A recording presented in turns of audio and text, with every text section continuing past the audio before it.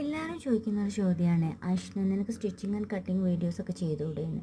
സത്യത്തിൽ every day നമുക്ക് customisation വർക്കുകൾ ഓർഡറുകൾ ഉള്ളത് കാരണം നമുക്കിത് സമയം കിട്ടാറില്ല.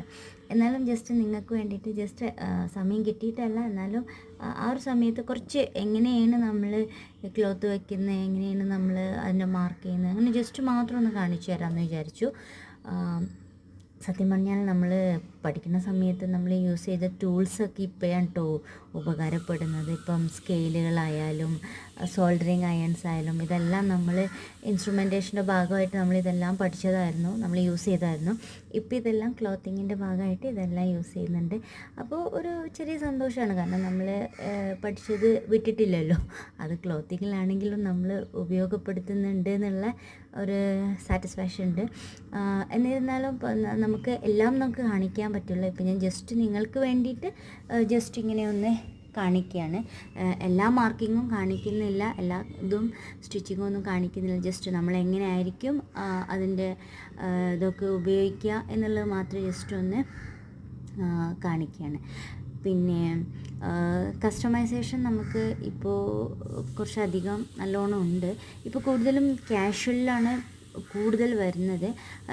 ബ്രൈഡലും ഉണ്ട്, പക്ഷേ ബ്രൈഡലിനേക്കാൾ നമുക്ക് ക്യാഷിൽ വരുന്നതുകൊണ്ട് അതും ചെയ്യാതിരിക്കാൻ വയ്യല്ലോ നമുക്ക് കിട്ടുമ്പോൾ. ബ്രൈഡൽ നമ്മളിപ്പോൾ ഇനിയുള്ള അടുത്തതൊക്കെ നമുക്ക് ബ്രൈഡലിലാണ് ഓർഡറുകളുള്ളത്. ഇപ്പോൾ ഉള്ള ക്യാഷിലാണ്, പക്ഷേ ബ്രൈഡലിനും കുറച്ചധികം ഉണ്ട്. ഒക്കെ താമസിയാതെ ഇങ്ങനെ കാണിക്കാം. ജസ്റ്റ് നമുക്ക് കാണിക്കാൻ പറ്റുന്ന പോലെ, നമുക്കിപ്പോൾ മോഡലോ അങ്ങനെയൊന്നും ഇല്ലാത്തതുകൊണ്ട് ജസ്റ്റ് നമ്മളായിട്ട് പ്രസൻറ്റ് ചെയ്യലും നമുക്ക് അത്രയും സമയം കിട്ടാത്തത് കൊണ്ടൊക്കെ ജസ്റ്റ് നമുക്ക് പറ്റുന്ന വിധത്തിൽ നമ്മൾ നിങ്ങളെ കാണിക്കുന്നതാണ്. എല്ലാവരും പറയും, ആഷ്ന നിനക്ക് ഒത്തിരി വർക്കുണ്ട് പക്ഷെ നീ ഒന്നും കാണിക്കുന്നില്ല എന്ന് പറയാറുണ്ട്. പക്ഷേ കിട്ടുന്ന സമയം യൂസ് ചെയ്തിട്ട് ഞാൻ കാണിക്കുന്നതാണ്. അപ്പോൾ ഇതൊക്കെയാണ് നിങ്ങളുടെ എന്താ പറയുക, കമൻസിൽ നിങ്ങൾക്ക് പറയാനുള്ളതൊക്കെ പറയാം കേട്ടോ. പിന്നെ വേറെ എന്തൊക്കെയോ വിശേഷങ്ങൾ. അപ്പോൾ താങ്ക് യു സോ മച്ച്. ഇങ്ങനെയൊക്കെയാണ് നമ്മളുടെ കാര്യങ്ങൾ ഓരോ ദിവസവും പോകുന്നത്.